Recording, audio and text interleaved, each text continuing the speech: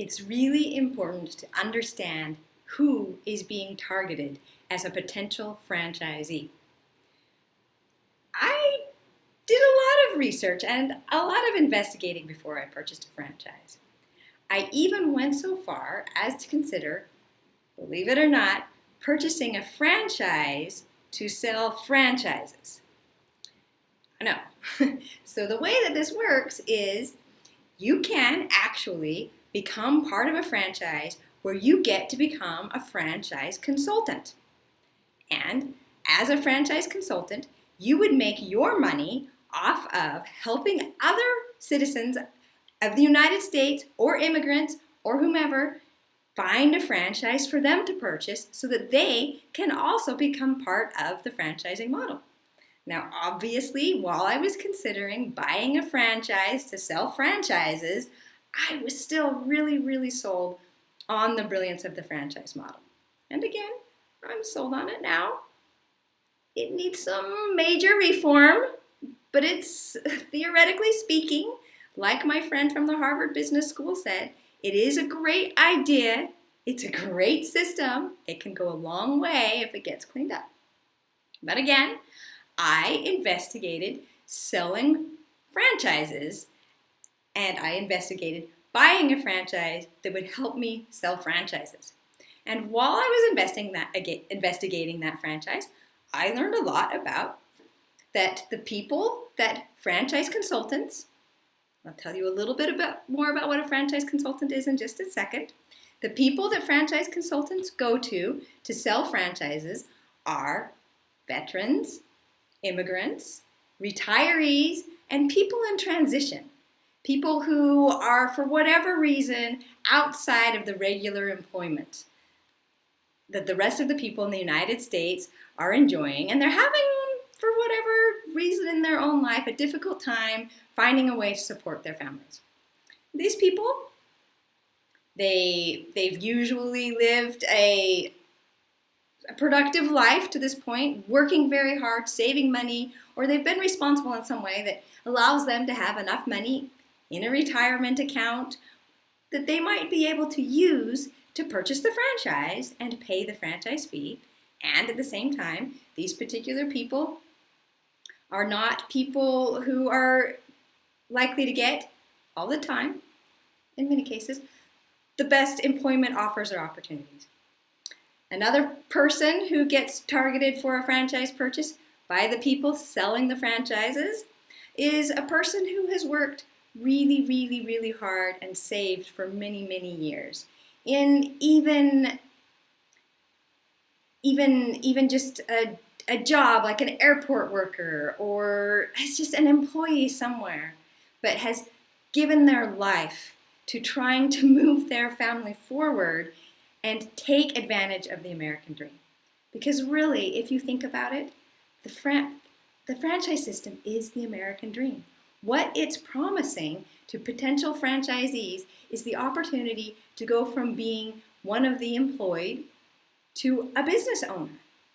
The slogan, again, so often heard, is to be in business for yourself, but not by yourself.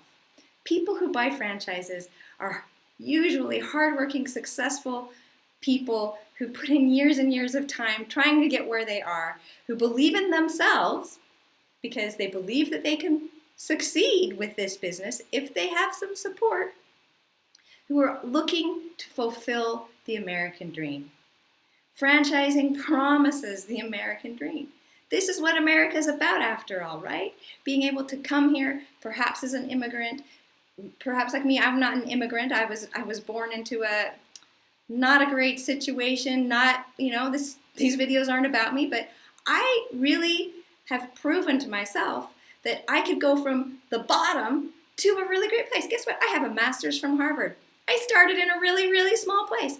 I proved to myself that I could make it far in my life, and I believed in the American dream, and I believed in the United States to help make that dream possible. And I learned about the franchising industry, and it called to me because I believed in myself. I knew I could work hard. I knew I could make my life better, and I thought that American franchising would do that for me. Now, I was wrong.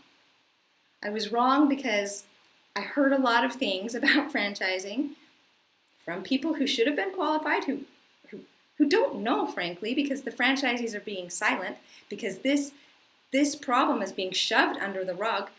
Talk more about that later, because the only people who are talking to Congress about it are, well, look, there's a lot of money to be made off of American citizens. There's a lot of money to be made in franchising, off of potential franchisees, off of these retirement accounts, loans. I mean, people who've worked hard losing everything because they have trust in this situation. There's a lot of money to be made.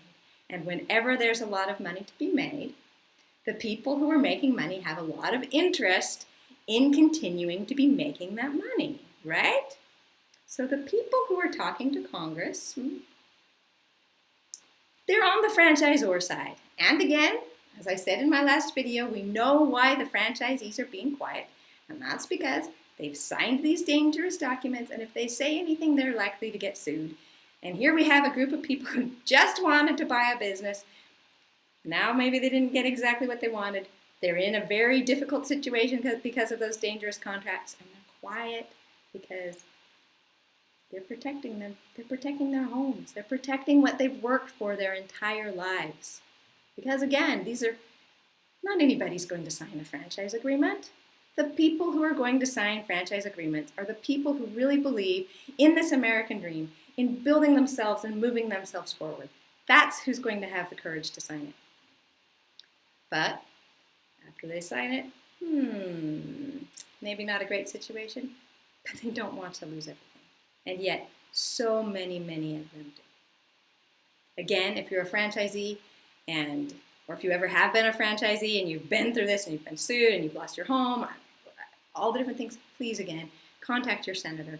Contact right now.